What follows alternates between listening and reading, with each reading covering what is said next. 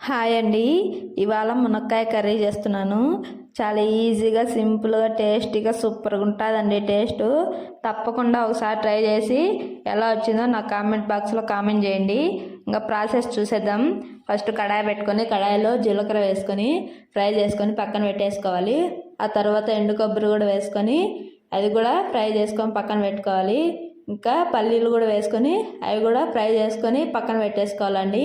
పల్లీలు బాగా మంచిగా వేగిన తర్వాత పక్కకు పెట్టేసుకొని పల్లీలు చల్లారిన తర్వాత పల్లీలకి ఉండే పొట్టు తీసేసి ముందుగానే మనము జీలకర్ర, ఎండు కొబ్బరి, పల్లీలు వేసుకొని మిక్సీ పట్టేసుకోవాలి. మెత్తని పేస్ట్ పట్టేసుకున్నాక దాంట్లోనే టేస్ట్ సరిపడే ఉప్పు, తెల్లుల్లిపాయలు, కారం, పసుపు, ధనియాల పొడి వేసుకొని ముందుగానే నానబెట్టుకున్న చింతపండు కూడా వేసేసుకొని మెత్తగా మిక్సీ పట్టేసుకోవాలి.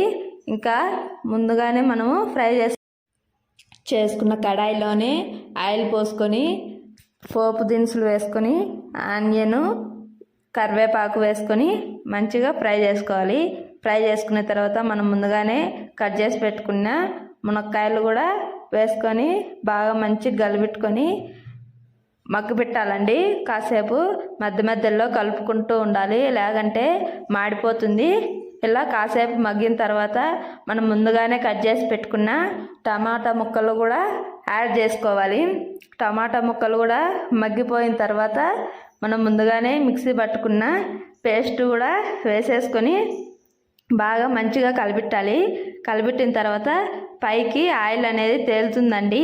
తేలిన తర్వాత మనకు సరిపడే అన్ని వాటరు యాడ్ చేసుకోవాలి. యాడ్ చేసుకున్న తర్వాత కాసేపు మూత పెట్టి బాగా ఉడికించుకోవాలి. బాగా మునక్కాయ పట్టుకుంటే ఉడికిపోయి ఉంటుంది. ఇంకా తర్వాత స్టవ్ ఆఫ్ చేసుకొని పక్కకు పెట్టేసుకోవాలండి. ఫైనల్ లుక్ అయితే ఇదేనండి. నా వీడియో నచ్చినట్టయితే లైక్ చేసి షేర్ చేయండి. మన ఛానల్ సబ్స్క్రైబ్ చేసుకోండి ఫ్రెండ్స్. బాయ్.